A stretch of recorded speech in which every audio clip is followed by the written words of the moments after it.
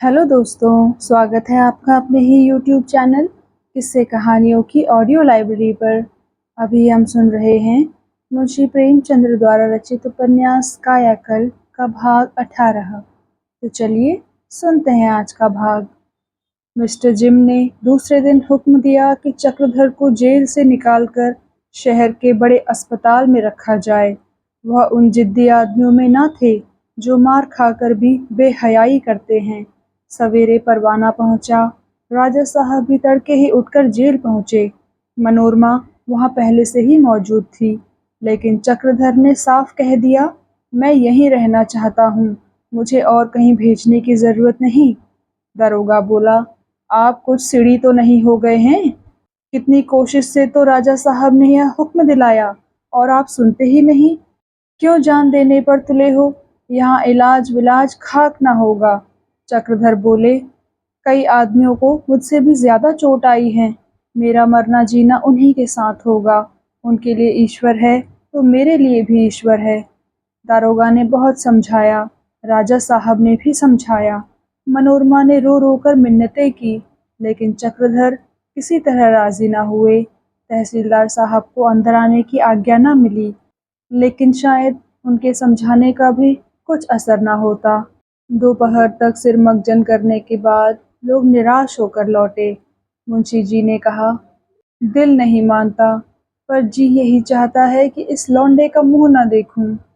राजा साहब बोले, इसमें बात ही क्या थी? मेरी सारी दौड़ धूप मिट्टी में मिल गई। मनोरमा कुछ ना बोली। चक्रधर जो कुछ कहते या करते थे उसे उचित जान पड़ता था। भक्त को आलोचना से प्रेम नहीं। चक्रधर का यह विशाल त्याग उसके हृदय में खटकता था, पर उसकी आत्मा को मुग्ध कर रहा था। उसकी आंखें गर्व से मतवाली हो रही थी। मिस्टर जिम को यह खबर मिली तो तिलमिला उठे, मानो किसी रईस ने एक भिखारी को पैसे जमीन पर फेंक कर अपनी राह ली हो। कीर्ति का इच्छुक जब दान करता है तो चाहता है कि नाम हो और यश मिले। दान का अपमान उससे नहीं सहा जाता। जिसने समझा था कि चक्रधर की आत्मा का मैंने दमन कर दिया, अब उसे मालूम हुआ कि मैं धोखे में था। वह आत्मा अभी तक मस्तक उठाए उसकी ओर ताक रही थी। जिम ने मन में ठान लिया कि मैं उसे कुचल कर छोड़ूंगा। चक्रधर 2 महीने अस्पताल में पड़े रहे। दवा दर्पण तो जैसी हुई वही जानते होंगे, लेकिन जनता की दुआओं में जरूर असर था। हजारों आदमी नित्य उनके लिए ईश्वर से प्रार्थना करते थे, और मनोरमा को तो दान, व्रत और तप के सिवाय और कोई काम ही ना था। जिन बातों को वह पहले ढकोसला समझती थी, उन्हीं बातों में अब उसकी आत्मा को शांति मिलती थी। पहली बार उसे प्रार्थना शक्ति का विश्वास हुआ। कमजोरी में ही हम लकड़ी का सहारा लेते हैं। चक्रधर तो अस्पताल में पड़े थे। इधर उन पर नया अभियोग चलाने की तैयारियां हो रही थी। ज्यों ही वह चलने फिरने लगी, उन पर मुकदमा चलने लगा। जेल के भीतर ही इजलास होने लगा। ठाकुर गुरसेवक सिंह आजकल डिप्टी मजिस्ट्रेट थे। उन्हीं को यह मुकदमा सुपुर्द किया गया। हमारे ठाकुर साहब बड़े जोशीले आदमी थे। वह जितने जोश से किसानों का संगठन करते थे, अब उतने ही जोश से कैदियों को सजाएं भी देते थे। पहले उन्होंने निश्चय किया था कि सेवा में ही अपना जीवन बिता दूंगा, लेकिन चक्रधर की दशा देखकर आंखें खुल गई। समझ गए कि इन परिस्थितियों में सेवा कार्य टेढ़ी खीर है। जीवन का उद्देश्य यही तो नहीं है कि हमेशा एक पैर जेल में रहे, हमेशा प्राण सूली पर रहे, खुफिया पुलिस हमेशा ताक में बैठी रहे, भगवत गीता का पाठ करना भी मुश्किल हो जाए। यह तो न स्वार्थ है न परमार्थ, केवल आग में कूदना है, तलवार पर गर्दन रखना है। सेवा कार्य को दूर से सलाम किया और सरकार के सेवक बन बैठे। खानदान अच्छा था ही, सिफारिश भी काफी थी। जगह मिलने में कोई कठिनाई न हुई। अब वह बड़े ठाठ से रहते थे। रहन सहन भी बदल डाला, खान पान भी बदल डाला। उस समाज में घुल मिल गए जिसकी वाणी में, वेश में, व्यवहार में पराधीनता का चोखा रंग चढ़ा होता है। उन्हें लोग अब साहब कहते थे। साहब हैं भी पूरे साहब, बल्कि साहबों से भी 2 अंगुल ऊंचे। किसी को छोड़ना तो जानते ही नहीं। कानून की मंशा चाहे कुछ हो, कड़ी से कड़ी सजा देना उनका काम है। उनका नाम सुनकर तो बदमाशों की नानी ही मर जाती है। विधाताओं को उन पर जितना विश्वास है, उतना और किसी हाकिम पर नहीं है। इसलिए यह मुकदमा उनके इजलास में भेजा गया है। ठाकुर साहब ठाकुर साहब सरकारी काम में ज़रा भी रू रियायत ना करते थे, लेकिन यह मुकदमा पाकर वह धर्म संकट में पड़ गए। धन्ना सिंह और अन्य अपराधियों के विषय में कोई चिंता न थी। उनकी मियाद बढ़ा सकते थे, काल कोठरी में डाल सकते थे, सेशन सुपुर्द कर सकते थे, पर चक्रधर को क्या करें?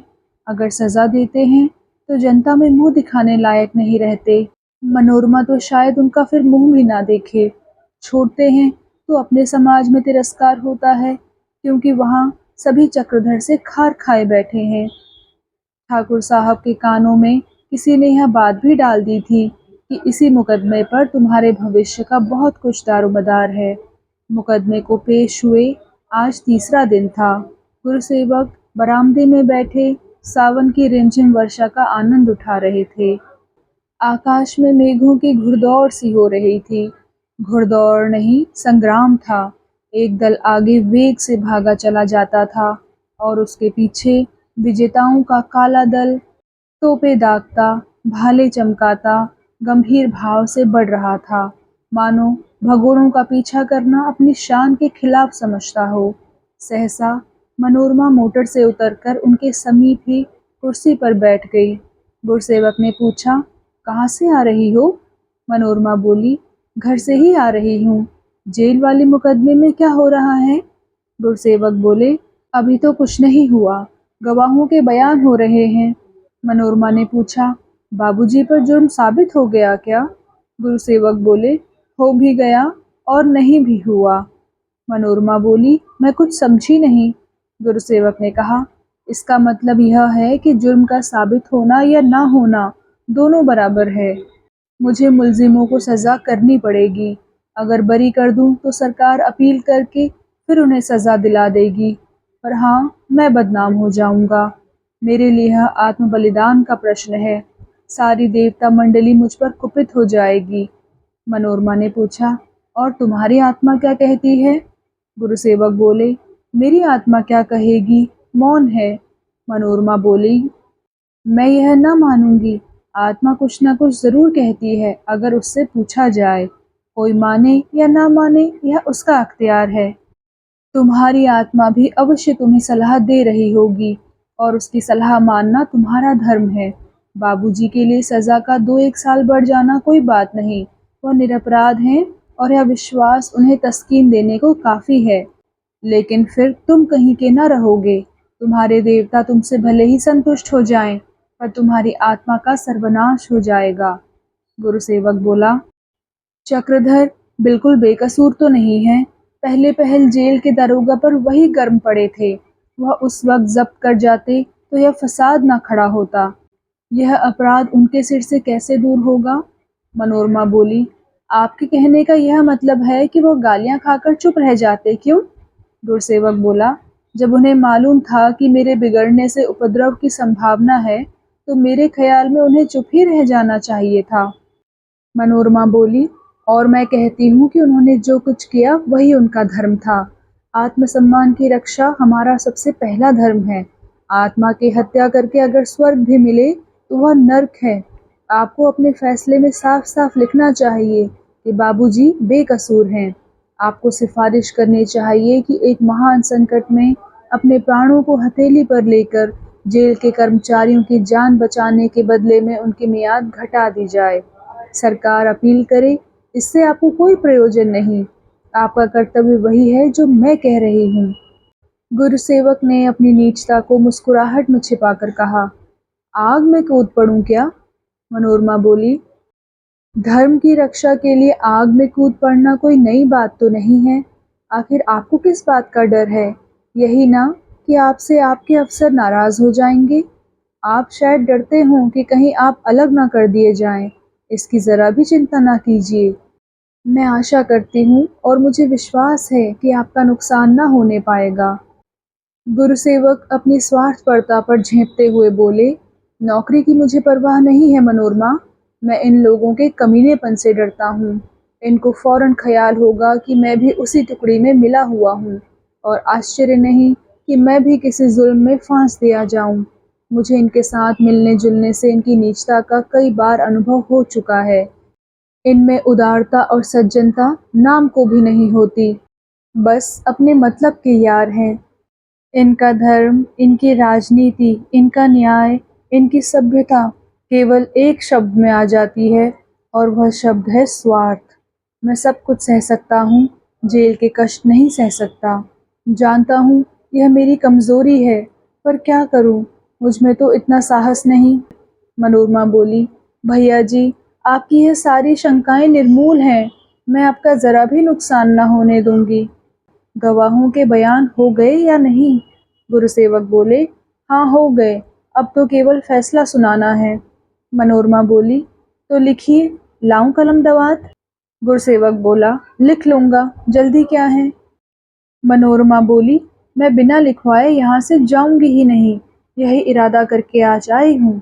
गुरुसेवक ने कहा, जरा घर में जाकर लोगों से मिल आओ, शिकायत करती थी कि अभी से हमें भूल गई। मनोरमा बोली, टाल मटोल ना कीजिए, मैं सब सामान यहीं लाए देती हूँ, आपको इसी वक्त लिखना पड़ेगा। गुरुसेवक ने कहा, तो तुम कब तक यहाँ बैठी रहोगी? फैसला लिखना कोई मुंह का कौर थोड़े ही है।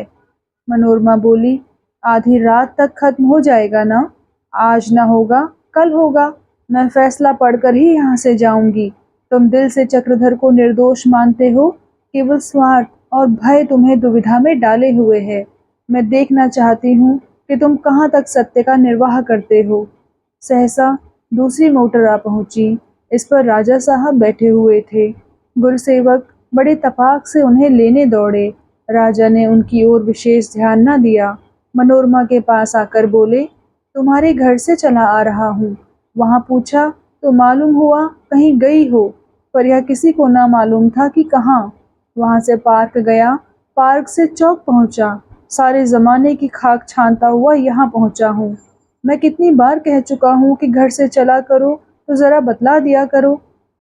मनोरमा बोली, मैंने समझा था आपके आने के वक्त तक लौट आऊंगी।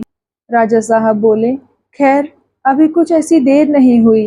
कहिए डिप्टी साहब, मिजाज तो अच्छे हैं, कभी कभी भूल कर हमारी तरफ भी आ जाया कीजिए। फिर मनोरमा से बोले, चलो, नहीं तो शायद जोर से पानी आ जाए। मनोरमा बोली, मैं तो आज न जाऊंगी। राजा साहब बोले, नहीं नहीं, ऐसा ना कहो, वे लोग हमारी राह देख रहे होंगे। मनोरमा बोली, मेरा तो जाने को जी ही नहीं चाहता।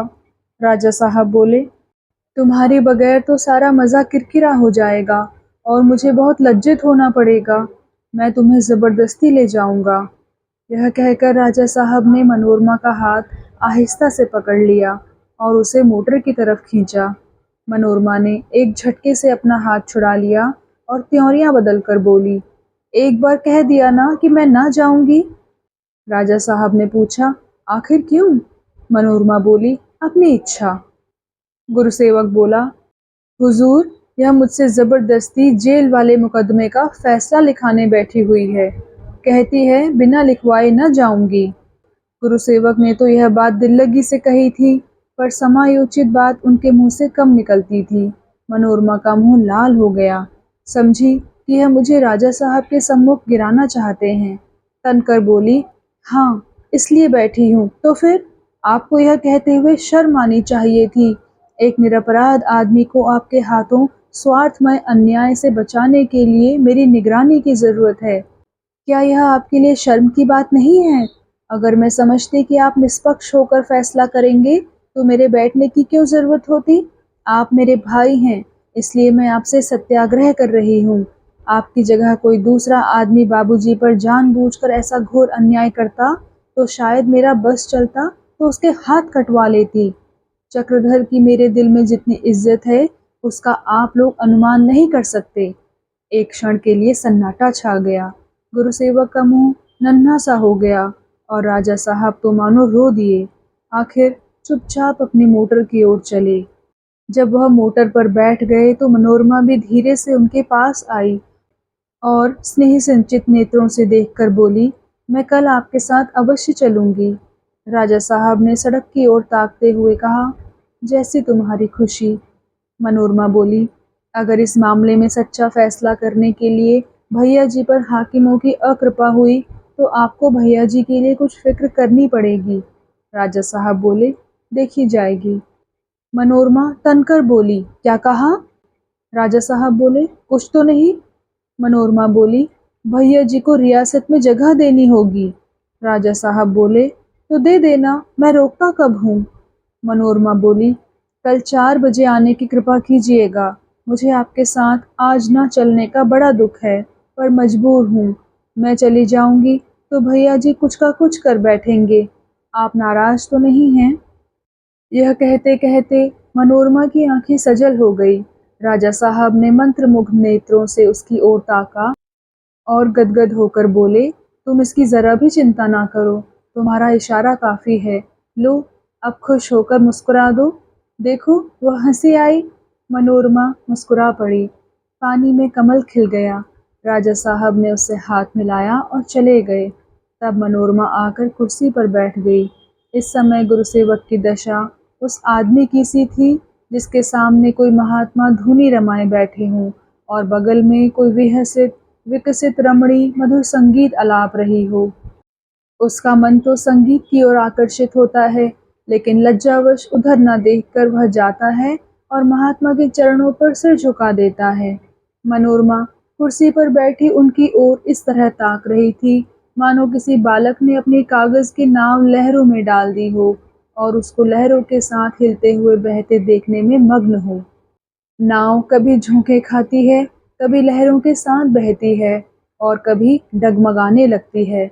बालक का हृदय भी उसी भांति कभी उछलता है, कभी घबराता है और कभी बैठ जाता है। कुर्सी पर बैठे बैठे मनोरमा को एक झपकी आ गई। सावन भादों की ठंडी हवा निद्रामय होती है।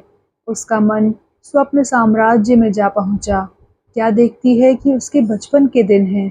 वह अपने द्वार पर सहेलियों के साथ गुड़िया खेल रही है। सहसा एक ज्योतिषी पगड़ी बांधे पोथी पत्रा बगल में दबाए आता है। सब लड़कियां अपनी गुड़ियों का हाथ दिखाने के लिए दौड़ी हुई ज्योतिषी के पास जाती हैं। ज्योतिषी गुड़ियों के हाथ देखने लगता है। न जाने कैसे गुड़ियों के हाथ लड़कियों के हाथ बन जाते हैं। ज्योतिषी एक बालिका का हाथ देखकर कहता है, तेरा विवाह एक बड़े भारी अफसर से होगा। बालिका हंसती हुई अपने घर चली जाती है। तब ज्योतिषी दूसरी बालिका का हाथ देखकर कहता है, तेरा विवाह एक बड़े सेठ से होगा, तू पालकी में बैठकर चलेगी। वह बालिका भी खुश होकर घर चली जाती है। तब मनोरमा की बारी आती है। ज्योतिषी उसका हाथ देखकर चिंता में डूब जाते हैं और अंत में संदिग्ध स्वर में कहते हैं, तेरे भाग्य में जो कुछ लिखा है तू उसके विरुद्ध करेगी और दुख उठाएगी। यह कहकर वह चल पड़ते हैं, पर मनोरमा उनका हाथ पकड़कर कहती है, आपने मुझे तो कुछ नहीं बताया, मुझे उसी तरह बता दीजिए जैसे आपने मेरी सहेलियों को बताया है। ज्योतिषी झुंझलाकर कहते हैं, तू प्रेम को छोड़कर धन के पीछे दौड़ेगी, पर तेरा उद्धार प्रेम से ही होगा। यह कहकर ज्योतिषी अंतर्धान हो गए और मनोरमा खड़ी रोती रह गई। यही विचित्र दृश्य देखते देखते मनोरमा की आंखें खुल गई। उसकी आंखों से अभी तक आंसू बह रहे थे। सामने उसकी भावज खड़ी कह रही थी, घर में चलो बीवी, मुझसे क्यों इतना भागती हो, क्या मैं कुछ छीन लूंगी। और गुरुसेवक लैंप के सामने बैठे तजवीज लिख रहे थे। मनोरमा ने भावज से पूछा, भाभी क्या मैं सो गई थी, अभी तो शाम ही हुई है। गुरुसेवक ने कहा, शाम नहीं हुई है, 12 बज रहे हैं। मनोरमा बोली, तो आपने तजवीज़ लिख डाली होगी ना। गुरुसेवक ने कहा, बस जरा देर में खत्म हुई जाती है। मनोरमा ने कांपते हुए स्वर में कहा, आप यह तजवीज़ फाड़ डालिए। गुरुसेवक ने बड़ी बड़ी आंखें करके पूछा, क्यों, फाड़ क्यों डालूं। मनोरमा बोली, यूं ही, आपने इस मुकदमे का जिक्र ऐसे बेमौके कर दिया कि राजा साहब नाराज हो गए होंगे। मुझे चक्रधर से कुछ रिश्वत तो लेनी नहीं है। वह 3 वर्ष की जगह 30 वर्ष क्यों ना जेल में पड़े रहें, पुण्य और पाप आपके सिर, मुझसे कोई मतलब नहीं। गुरुसेवक ने कहा, नहीं मनोरमा, मैं अब यह तजवीज़ नहीं फाड़ सकता। बात यह है कि मैंने पहले से ही दिल में एक बात स्थिर कर ली थी और सारी शहादतें मुझे उसी रंग में रंगी नज़र आती थी। सत्य की मैंने तलाश न की थी तो सत्य मिलता कैसे? अब मालूम हुआ कि पक्षपात कैसे लोगों की आंखों पर पर्दा डाल देता है। अब जो सत्य की इच्छा से बयानों को देखता हूँ तो स्पष्ट मालूम होता है कि चक्रधर बिल्कुल निर्दोष हैं। जानबूझकर अन्याय न करूँगा। मनोरमा ने पूछा, आपने राजा साहब की त्योरियां देखी थी? गुरुसेवक बोला, हाँ, खूब देखी, पर उनकी अप्रसन्नता के भय से अपनी तजवीज़ नहीं फाड़ सकता। यह पहली तजवीज़ है जो मैंने पक्षपात रहित होकर लिखी है, और जितना संतोष आज मुझे अपने फैसले पर है, उतना और कभी ना हुआ था। अब तो कोई लाख रुपए भी दे तो भी इसे ना फाड़ूं। मनोरमा बोली, अच्छा तो लाइए मैं फाड़ दूं। गुरुसेवक ने कहा, नहीं मनोरमा, औंधते हुए आदमी को मत ठेलो, नहीं तो फिर वह इतने जोर से गिरेगा कि उसकी आत्मा तक चूर चूर हो जाएगी। मुझे तो विश्वास है कि इस तजवीज़ से चक्रधर की पहली सज़ा भी घट जाएगी। शायद सत्य कलम को भी तेज कर देता है। मैं इन 3 घंटों में बिना चाय का एक प्याला पिए 40 पृष्ठ लिख गया, नहीं तो हर 10 मिनट में चाय पीनी पड़ती थी। बिना चाय की मदद के कलम ही ना चलती थी। मनोरमा बोली, लेकिन मेरे सिर इसका एहसान ना होगा। गुरुसेवक बोला, सच्चाई आप ही अपना इनाम है। यह पुरानी कहावत है, सत्य से आत्मा भी बलवान हो जाती है। मैं तुमसे सत्य कहता हूँ, अब मुझे ज़रा भी भय नहीं है। मनोरमा बोली, अच्छा, अब मैं जाऊंगी, लाला जी घबरा रहे होंगे। भाभी बोली, हाँ हाँ, ज़रूर जाओ, वहाँ माता जी के स्तनों में दूध उतर आया होगा, यहाँ कौन अपना बैठा हुआ है? मनोरमा बोली, भाभी, लौंगी अम्मा को तुम जितना नीच समझती हो, उतनी नीच वो नहीं है। तुम लोगों के लिए वह अब भी रोया करती हैं।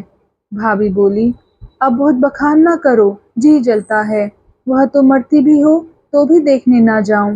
किसी दूसरे घर में होती तो अभी तक बर्तन मांजती होती, यहाँ आकर रानी बन गई। लो उठो, चलो, आज तुम्हारा गाना सुनूंगी। बहुत दिनों के बाद पंजे में आई हो। मनोरमा घर न जा सकी। भोजन करके भावच के साथ लेटी। बड़ी रात तक दोनों में बातें होती रही। आखिर भाभी को नींद आ गई, पर मनोरमा की आंखों में नींद कहाँ, वह तो पहले ही सो चुकी थी।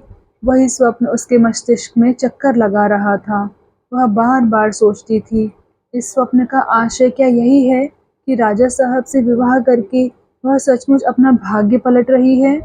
क्या वह प्रेम को छोड़कर धन के पीछे भागी जा रही है? वह प्रेम कहाँ है जिसे उसने छोड़ दिया है? उसने तो उसे पाया ही नहीं। वह जानती है कि उसे कहाँ पा सकती है, पर पाए कैसे? वह वस्तु तो उसके हाथ से निकल गई।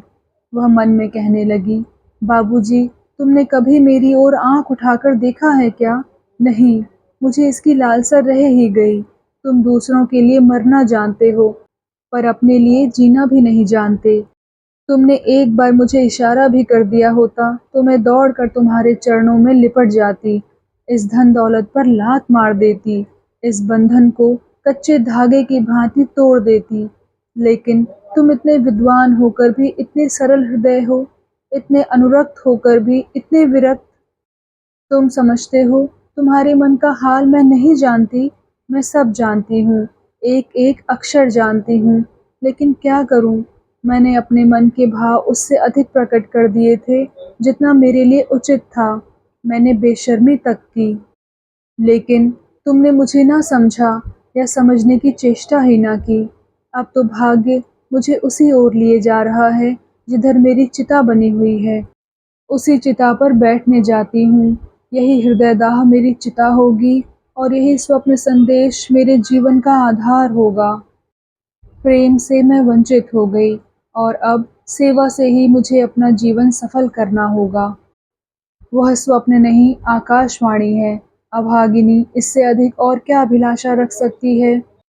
यही सोचते सोचते वह लेटे लेटे एक गीत गाने लगी।